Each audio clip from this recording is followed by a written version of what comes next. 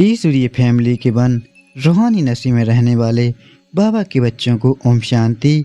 आज 18 मई 2026 की प्रातः मूल्य है। सबसे पहले हम आज की मूल्य से मुख्य पॉइंट सुनते हैं। आज प्यारे बाबा ने कहा है, इस रूहानी नशे में रहो कि हम ईश्वरीय फैमिली के हैं।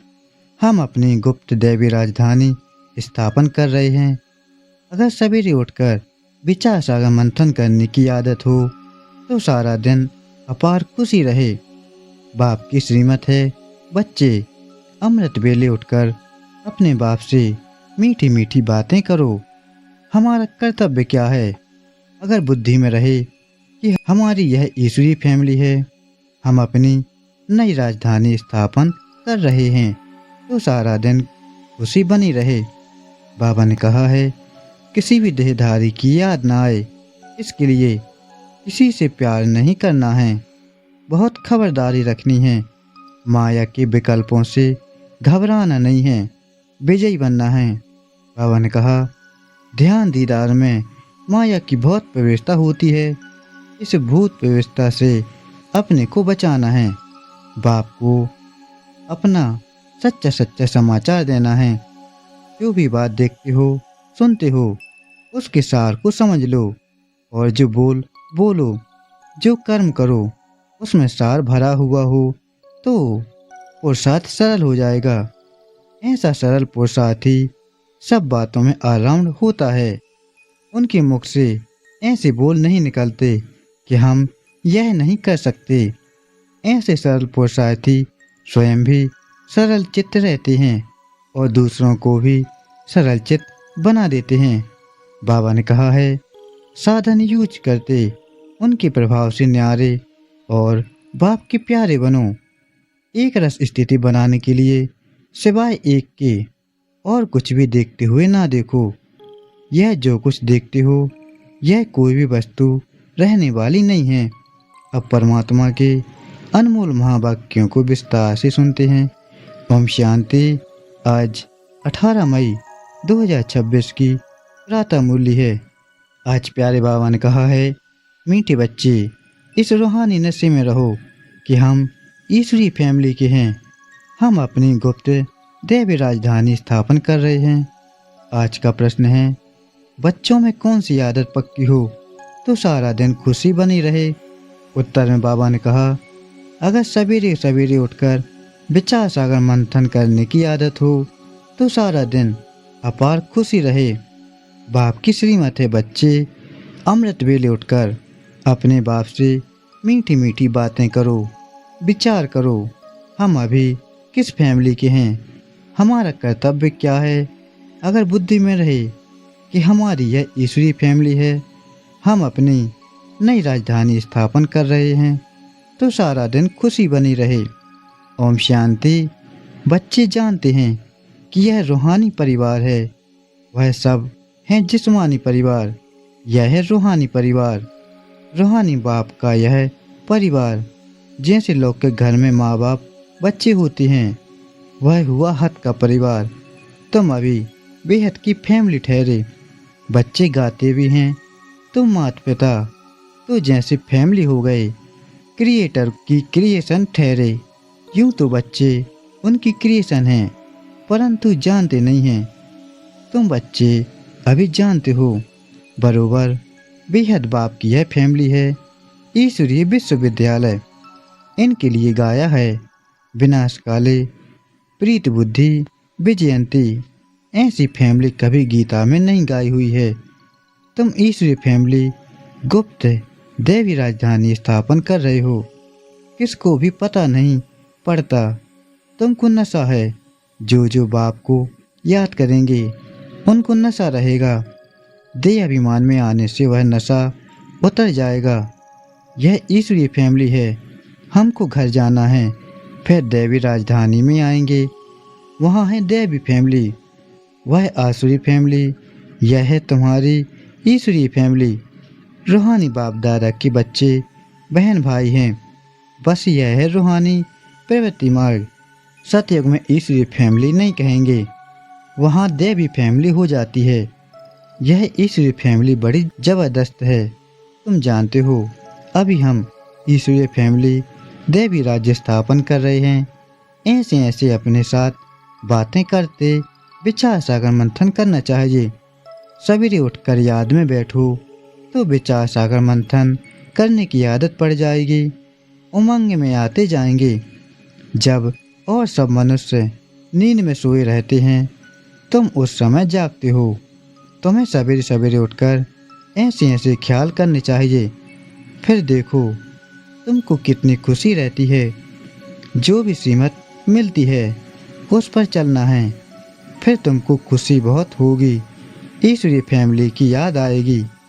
आसुरी फैमिली से दिल हट जाएगी। नया मकान जब बिल्कुल तैयार हो जाता है तो फिर पुराने से आसक्ति निकल जाती है। जब तक नया नहीं बना है तब तक कुछ न कुछ मरम्मत आदि करते रहते हैं। फिर दिल हट जाती है। यह पुरानी दुनिया भी ऐसी है। अब तुम जानते हो यह पुराना घर है। हम नए घर में जाएंगे फिर नया चूल्हा पहनेंगे। यह देह भी पुरानी है। अब तुम भविष्य 21 जन्म के लिए राज्य भाग ले रहे हो। यहाँ राज्य नहीं करना है, यहाँ होती है स्थापना। यह बातें सिर्फ तुम ही जानते हो। है भी यह गीता राजयोग है ना। इसे कहा जाता है सहज राजयोग। अनेक बार तुम इस राजयोग अभ्यास द्वारा दैवी राज्य स्थापन करते हो। वहाँ यह बातें याद नहीं रहेंगी। अगर वहाँ यह बातें याद रहें तो फिर सुख की नाभा से चिंता लग जाए। इस समय तुमको गुप्त नशा है। ऊंचते ऊंच बाबा की यह फैमिली है। इसको कहा जाता है ईश्वरीय गुप्त फैमिली टाइप। ईश्वरीय विश्वविद्यालय, ईश्वरीय यज्ञ भी कहते हैं फैमिली है। हमको बहुत लवली बनना है। भविष्य में तुम बहुत लवली बनते हो। तुम हो रूप बसंत। आत्मा रूप भी है बसंत भी है। इतनी छोटी सी आत्मा अविनाशी पाठ बजाती है। इस समय तुम रूप बसंत बने हो। बाप ज्ञान का सागर है। ज्ञान जरूर देंगे तब जब इस शरीर में आएंगे। तुम जानते हो ज्ञान की वर्षा बरसाते हैं। एक एक रत्न लाखों रुपयों का है। अब तुम आत्माओं को बाप का परिचय मिला है। बाप ने स्मृति दिलाई है। तुम्हारी बुद्धि में है यह 84 का चक्र कैसे फिरता है। इसलिए तुम्हारा नाम ही है स्वदर्शन चक्रधारी। विष्णु व लक्ष्मी नारायण स्वदर्शन चक्रधारी नहीं थे। उनमें यह ज्ञान नहीं होता। अभी आत्मा को यह ज्ञान मिलता है। सृष्टि का चक्र कैसे फिरता है। भल त्रिमूर्ति कहते तो भी शिव नहीं दिखाते। त्रिमूर्ति के चित्र बहुत देखे होंगे। साकार में प्रजापिता ब्रह्मा तो यहाँ है ना। यह हो गया बहुत बहुत पुराना ग्रेट ग्रेट ग्रैंड फादर। तो यह हुआ प्रजापिता ब्रह्मा का सिजरा। बाप सृष्टि रचते हैं ब्रह्मा द्वारा। तो ब्रह्मा बड़ा हुआ ना। दिखाते भी हैं बूढ़ा है। यह 84 जन्मों का चक्र लगाया हुआ है। अभी तुम इन बातों को समझ गए हो। यह भी जानते हो कि बाप के तो सब बच्चे हैं। आत्माओं को बाप का परिचय देना है। अभी भारत का बहुत बड़ा कल्याण हो रहा है।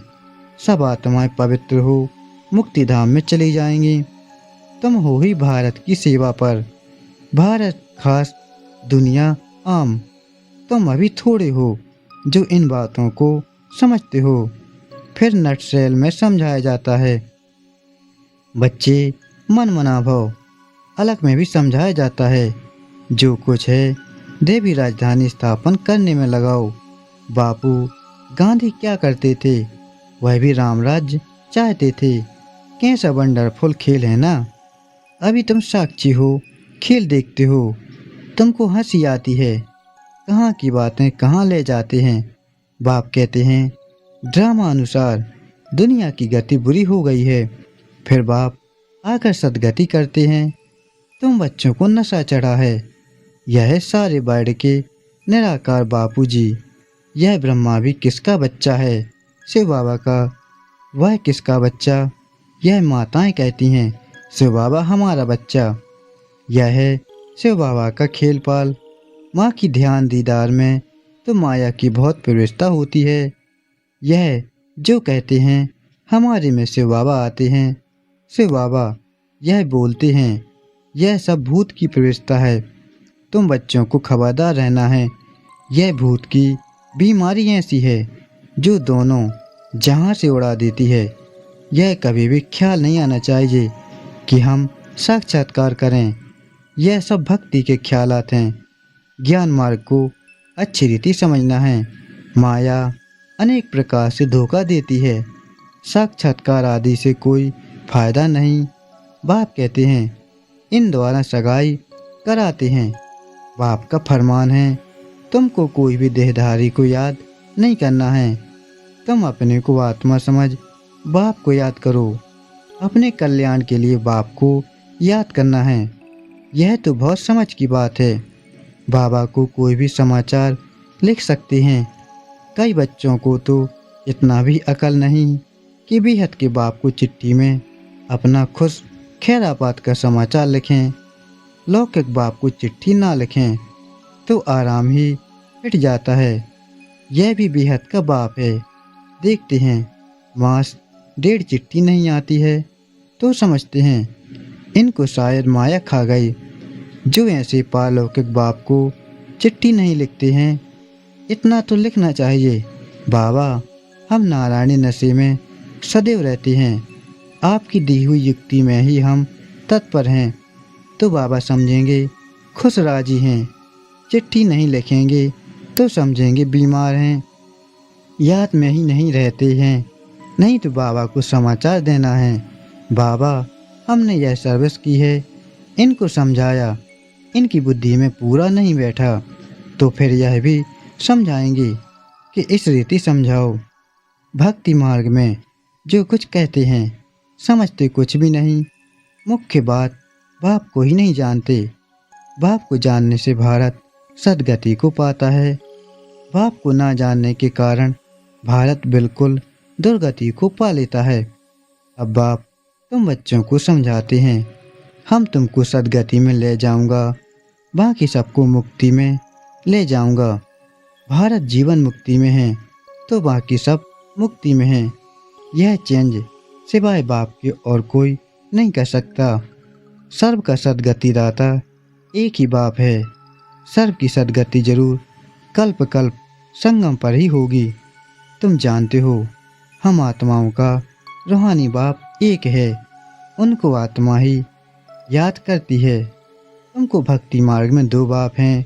सतयुग में है 1 बाप, संगम पर है 3 बाप। प्रजापिता ब्रह्मा भी तो बाप ठहरा ना। शिव भी बाबा है, वह है सर्वात्माओं का बाप। उनसे ही वर्षा लेना है। उनको याद करने से ही विकर्म विनाश होंगे। ब्रह्मा को याद करने से विकर्म विनाश नहीं होंगे। इसलिए शिव बाबा को ही याद करना है। हम उनके बने हैं। यह है सच्चा सच्चा रियल ज्ञान। रूहानी बाप का रूहानी बच्चों प्रति। बाकी सब हैं देह अभिमानी। देह अभिमान पतित मनुष्य जो कर्तव्य करते हैं वह पतित ही करते हैं। दान पुण्य आदि जो भी करते हैं वह सब पतित ही बनाते हैं। रावण राज्य में यह होता ही है। अब बाप आकर ऑर्डिनेंस निकालते हैं। कहते हैं बच्चे खबरदार, बेकार में नहीं जाना। काम पर बेजर पानी है। तूफान आदि तो बहुत आएंगे, इसमें हाँ नहीं होना चाहिए। माया के विकल्प पाएंगे जो अज्ञान काल में भी नहीं आए होंगे। ऐसे भी विकल्प आते हैं। कहते हैं भक्ति मार्ग में तो बड़ी खुशी रहती है। अभी आपको याद करने चाहते हैं तो कर नहीं सकते। बिंदी याद नहीं पड़ती है। बड़ी चीज हो तो याद करें। बाबा कहते हैं कि तुम शिव बाबा कहकर याद करो। इस पुरानी दुनिया को भूल जाओ। तुम शांति धाम में याद करो। सिर्फ शांति धाम को याद नहीं करना है। बाप की याद से ही विकर्म विनाश होंगे। आत्मा का स्वीट बाप से लब चाहिए। आधा कल्प का लवर है। आत्मा कहती है हम आधा कल्प आपको भूल गए हैं।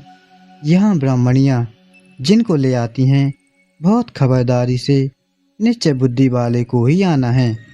अगर यहाँ आकर फिर जाए कोई पतित बना तो दंड ब्राह्मणी पर आ जाएगा। इसलिए ब्राह्मणी पर बहुत रिस्पॉन्सिबिलिटी है। बाबा ने यह व्रत लिया है, सब बातों का अनुभवी है। यहाँ तो गंद की बात नहीं, आपस में हंसना खेलना बातचीत करना इसकी कोई मना नहीं है। बाकी थोड़ा भी कोई आत्मा से प्यार रखेंगे तो फिर जास्ती बढ़ता जाएगा, उसकी याद आती रहेगी। इसलिए इससे भी पार जाना है। अब तुम घर में बैठे हो, वह सत्युग में बैठे हो। घर में बाप बच्चों को घर में पढ़ाते हैं, तुम सबका यह घर है।